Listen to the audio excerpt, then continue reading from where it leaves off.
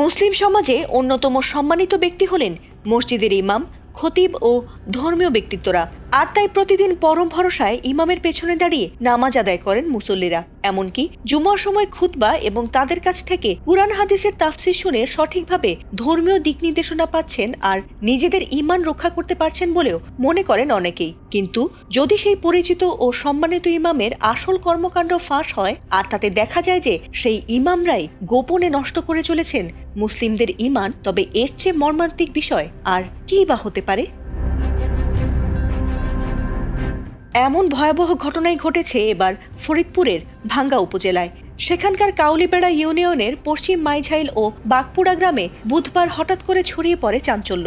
অভিযোগ উঠেছে সেখানকার পশ্চিম মাইঝাইল জামে মসজিদের দায়িত্বপ্রাপ্ত ইমাম মুফতি হাবিবুল্লাহ এবং বাগপুরা জামে মসজিদের ইমাম মাওলানা মুফতি বিন কাশেম দীর্ঘদিন ধরে নিজেদের আসল ধর্মীয় পরিচয় গোপন রেখে ইমাম হিসেবে দায়িত্ব পালন করে আসছিলেন। আর তাদের সেই মিথ্যাচার এতটাই নিখুঁত ছিল যে শুরুতেই টের পাননি এলাকাবাসী। আর তাতে এতদিন তাদের অন্ধভাবে বিশ্বাস করে আসছিলেন সবাই।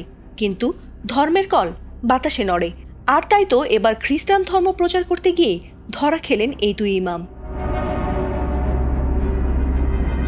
স্থানীয় সূত্রে জানা গেছে, দীর্ঘদিন ধরে তারা নিজেদের প্রকৃত ধর্মীয় পরিচয় গোপন রেখে সংশ্লিষ্ট দুটি মসজিদে ইমাম হিসেবে দায়িত্ব পালন করে আসছিলেন। একই সঙ্গে গোপনে মুসলিমদের খ্রিস্টান ধর্মের ধর্মান্তর করার দাওয়াতি কার্যক্রমে যুক্ত ছিলেন বলেও অভিযোগ উঠেছে। এ সময় তাদের কাছ থেকে খ্রিস্টান ধর্ম সংক্রান্ত কিছু বইও উদ্ধার করা হয়েছে।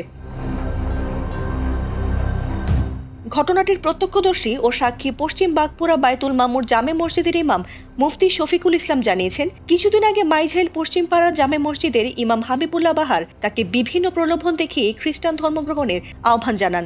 এতে করে সন্দেহ হলে তিনি কৌশলে বিষয়টি পর্যবেক্ষণ করতে থাকেন। এরপর বুধবার তাকে ইসলাম ধর্ম থেকে খ্রিস্টান ধর্মে ধর্মান্তরিত করার পরিকল্পনা ছিল বলেও জানিয়েছেন তিনি। পরে বিষয়টি এলাকাবাসীকে জানালে গ্রামবাসীরা অভিযুক্ত দুজনকে আটক করে পুলিশের সোপর্দ করেন। এ ঘটনায় দীর্ঘদিন তার পেছনে নামাজ আদায় করা মুসল্লিরা হতবাক হয়েছেন আর ঘটনাটির ভিডিও ছড়িয়ে পড়তেই ক্ষুব্ধ প্রতিক্রিয়া জানিয়েছেন নেটিজেনরাও।